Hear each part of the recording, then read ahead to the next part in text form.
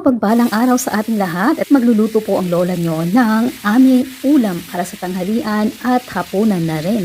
At ito ay ang kadi or kari kung tawagin dito sa Pakistan or India. Hindi ko lang alam kung tama ba ang aking pagbigkas. Pero alam nyo ba na ang Pakistan at India ay halos magkapareho sa kanilang mga kinakain o sa uri ng kanilang pagkain? Maaring magkaiba lamang ang way ng kanilang pagluluto pero ito ay ganoon na rin.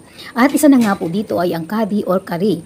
Ito ay gawa sa pakora o pinaghalong chickpeas flour, sibuyas o kaya naman ay patatas. Depende sa iyo kung ano ang gusto mong halo ng iyong pakora. Siyempre, ang yogurt. Yun talaga yung nagpapasarap dito.